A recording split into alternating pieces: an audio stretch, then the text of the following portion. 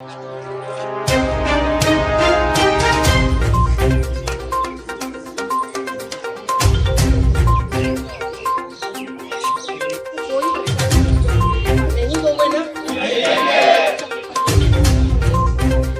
मेरा नाम उत्कर्ष बजाज और आप देख रहे हैं नजर टुडे।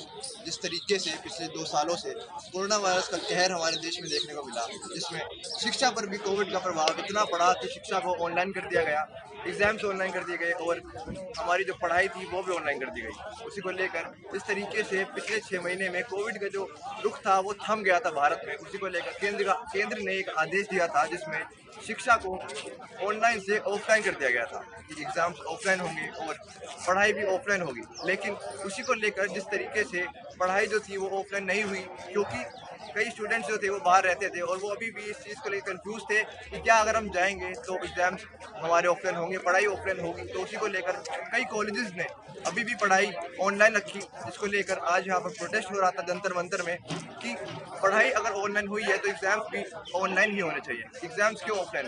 इसी को लेकर दिल्ली यूनिवर्सिटी के कुछ छात्र हमारे साथ हैं, जंतर मंतर में मौजूद हैं और इसी चीज़ को लेकर प्रदर्शन कर रहे हैं कि OBE की मांग कर रहे हैं कि OBE का मतलब होता है कि एग्जाम्स को ऑनलाइन करवाया जाए और अगर पढ़ाई ऑनलाइन हुई है तो एग्जाम्स को भी ऑनलाइन करवाया जाए। आइए इनसे बात करते हैं और पूछते हैं कि क्या इनकी मांगे हैं और किस समस्याओं से ये छुटकारा पाना चाहते हैं।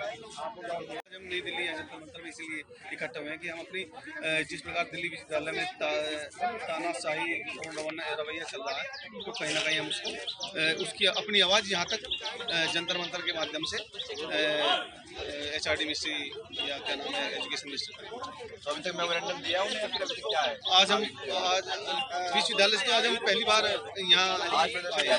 बिल्कुल। तो कब तक चल जाएगा? देखिए छात्र हैं, जब तक भी कहेंगे तब तक प्रदर्शन चलते रहेगा। बस कुछ समझ यही है कि वो भी आज हमें जो आंदोलन खत्म हो जाएगा, मुझे धारा 144 लगा लो या धारा 188 लगा लो या हमें जेलों में बंद कर दो, वो भी मेन मान लिया है कि वो भी लागू किया है कि जो हमारी पढ़ाई ऑनलाइन हुई है तो एग्जाम्स भी ऑनलाइन होनी चाहिए। बिल्कुल ये हमारी एक छोटी सी डिमांड है और तर्कों के साथ है। हम ये नहीं कह रहे कि सिर्फ हम मतलब दिल्ली विश्वविद्यालय के छात्र आपसे मांग करते हैं, हम आपको दे रहे हैं सर्कुलर दे रहे हैं कि आप उसको क्रॉस चेक कीजिए कि शायद हम झूठ बोलते हैं छात्रों। आप अपने लेवल पे चेक तो कीजिए या ऑनलाइन क्लासेज ना हो रही हो। कुछ अभी क्या है कि सेटअप नहीं किया, बिल्डिंग से भी बहुत सारी प्रॉब्लम्स है, VC की हो जाती है या इन्होंने इंसू के ऑफिस से मेल पर इन्होंने भेजा कि एक महीना सर एक बात ये भी है ना कि कहीं ना कहीं ऑनलाइन एग्जामिनेशन को ट्रांसपोर्टेशन यहाँ पर सोशल एक्टिविस्ट आप देख सकते हैं जो किसान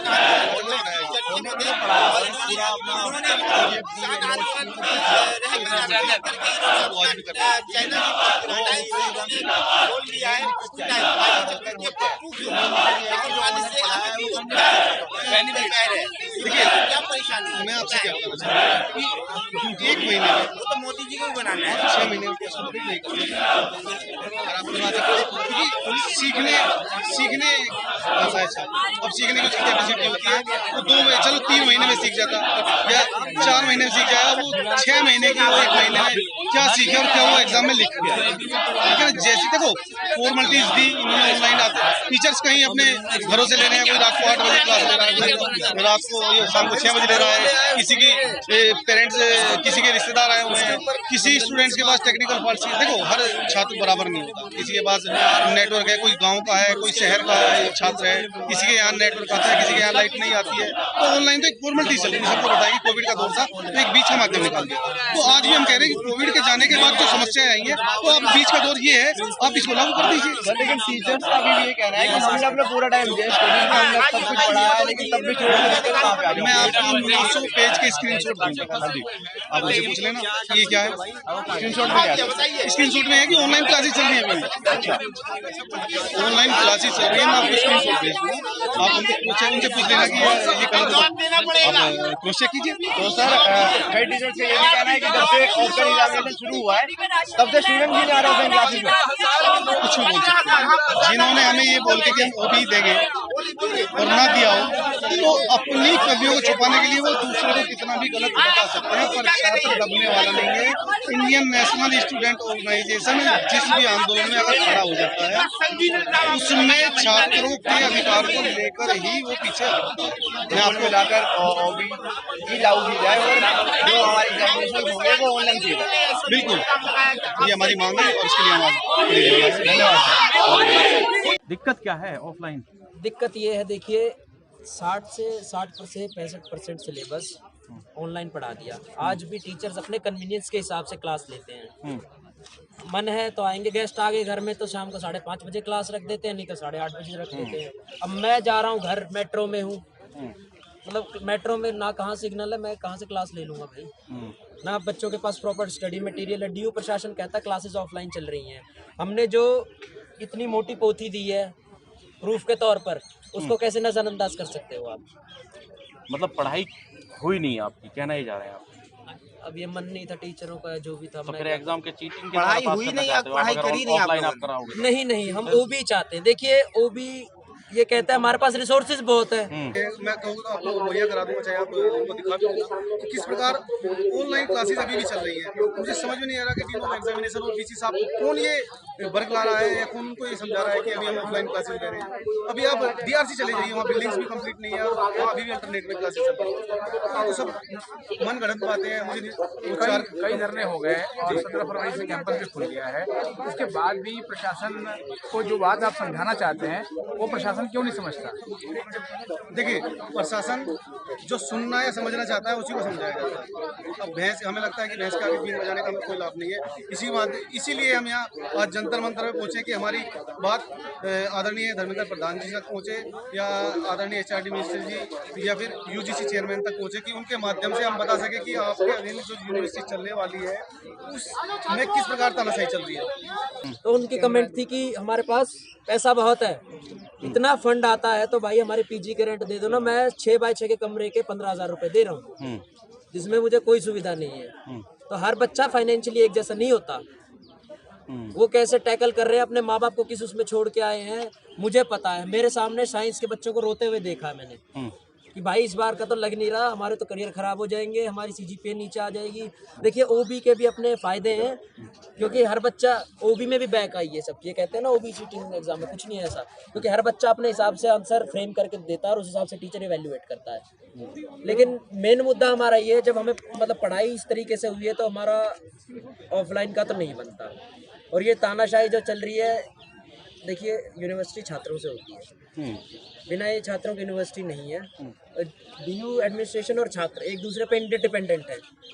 तो छात्रों की सुनी जाए, लाठी से डराने की कोशिश ना की जाए और छात्रों की सुन के थोड़ा सा इस बात का सोल्यूशन हमें निकालना चाहिए। महाराज कंपटीशन के एग्जाम भी तो ऑफलाइन ही होते हैं, वहाँ पढ़ाई तो कोई अपने आप ही करते हैं। ऑनलाइन मतलब वो यूनिवर्सिटी, हमने यूनिवर्सिटी थोड़ी है वो। आप यूनिवर्सिटी में हम आए हैं फीस देके। अच्छा। यूनिवर्सिटी में हम फीस देके आए भाई हैं। एक बात बताओ, DU में दिक्कत क्यों आ रही है? IPU भी करवा रहा है ऑफलाइन तो अब एग्जाम्स। तो आप BHU में जाइए, अहमदाबाद में जाइए, इलाहाबाद में जाइए, यूनिवर्सिटी में जाइए। आप IP को क्यों ले रहे हैं? आप चलिए वहाँ इलाहाबाद यूनिवर्सिटी छोटी है क्या? आपको सर्कुलर दिखा देते हैं। ठीक है भाई, अगर किसी भी विश्वविद्यालय ने ना किया होता तो हम भी नहीं मांगते। IPU का देखिए, जो बच्चा है वो ज्यादातर लोकल है। यहाँ पता नहीं कहाँ से बच्चे हैं, उनके पास नहीं रहे रिसोर्सेज नहीं है। और हमारी दिक्कतें जेन्युइन, हमने बकायदा प्रूफ दिया है, उस प्रूफ को नजरअंदाज करते हुए अपनी मनमानी पे टिका हुआ है। तो DU प्रशासन से क्या चाहते हैं आप? DU प्रशासन से मैं और हमारे बड़े भाई और जितने भी सब छात्र हैं यहाँ पे, हम किसी राजनीतिक झंडे के नीचे नहीं है कि कोई कहता है आलू से सोना निकालेंगे और वो यूनिवर्सिटी प्रशासन कहता है कि भाई रात को तुम्हें दाल चावल देते हैं, हमें सुबह बिरयानी चाहिए।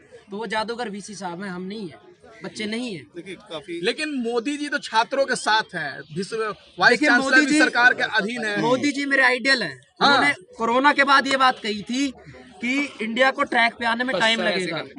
तो हम भी तो छात्र हैं, हम कोई मशीन थोड़ी है, हमें आप डेटा देंगे, हम सुबह प्रोसेस करके आपके सामने रिजल्ट आउटपुट दे देंगे। तो आपका आइडियल महोदय क्यों नहीं आपका एग्जाम ले रहे हैं? आइडियल महोदय को करना चाहिए इंटरफेयर। मोदी जी से मेरी यही रिक्वेस्ट है कि स्टूडेंट्स के मुद्दों पे प्लीज एड्रेस कीजिए, आप प्लीज इसका निष्कर्ष निकालिए। बच्चे बहुत परेशान हैं, बच्चे डिप्रेस्ड है। आइडियल महोदय से क्या चाहेंगे आप? आइडियल महोदय से यही कहेंगे कि वो प्लीज इंटरफेयर करें और हमें हमारी मांग दिलाएं, हमें ओबी दिलवाएं। हम इंडियन नेशनल स्टूडेंट ऑर्गेनाइजेशन जो दुष्यंत चौटाला जी हरियाणा के डिप्टी सीएम उनकी छात्र इकाई है, मैं उसका प्रदेश अध्यक्ष। हम पहले दिन से यूनिवर्सिटीज़ खुलने के बाद जब छात्रों के बीच में रहते हैं तो समस्याएं आनी शुरू हुई, तो हमने पहला प्रोटेस्ट लगभग 3 मार्च के आसपास किया। उसमें जब स्टूडेंट्स आए तो हमारे पास गुरप्रीत सिंह टुटेजा जी हैं जो डीन वेलफेयर हैं स्टूडेंट दिल्ली यूनिवर्सिटी के, तो वो आते हैं। जब उन्होंने देखा कि बहुत सारे स्टूडेंट्स बाहर प्रोटेस्ट कर रहे हैं तो वो आए, उन्होंने बोला कि आप प्रोटेस्ट मत करो, आपकी जो समस्या हमें मेमोरेंडम लिख के दे दो, हम आपकी समस्या का समाधान करेंगे। तो हमने उनको मेमोरेंडम दिया, क्योंकि हम छात्र हैं, हम यहाँ कोई युद्ध नहीं लड़ने आए, हम उनसे मांगने आए कि भाई समस्या ये आ रही है। क्योंकि अब उन्होंने मेल भेजते हैं 15-20 दिन बाद चंडीगढ़ की ऑफिशियल साइट पे, इंसो की ऑफिशियल साइट पे मेल जाता है कि जो सेमेस्टर हमने डिसाइड कर दिए ये ऑनलाइन नहीं होंगे, ऑफलाइन ही होंगे। उस बीच में 1 महीना छात्रों का खराब हो गया आंदोलन करते हुए, और बात घूम के वहीं आ गई। तो छात्रों में उस चीज़ का रोष था। तो जैसे ही हमने अनाउंस किया 4 तारीख का प्रोटेस्ट, तो इतनी बड़ी संख्या में छात्रों का आना, शायद मंडल कमीशन के बाद ये पहला ऐसा आंदोलन हुआ कि इतनी बड़ी मास स्ट्रेंथ में स्टूडेंट आता है। तो कहीं ना कहीं प्रशासन हिल गया, मीडिया को एक बातें पता ना चले, तो उन्होंने वहाँ फोर्स पुलिस बुलाई और छात्रों को पिटवाया, और पिटवाने के बाद तितर बितर किया। 18 हमारे साथ के स्टूडेंट्स थे, उनको चोट आई और समाधान कुछ भी नहीं। देखिए, एक लोकतांत्रिक देश है और हम यहाँ छात्र हैं। जिस प्रकार बाबा साहब ने जो कॉन्स्टिट्यूशन बना दिया उसी के हिसाब से हम मांग ही कर सकते हैं।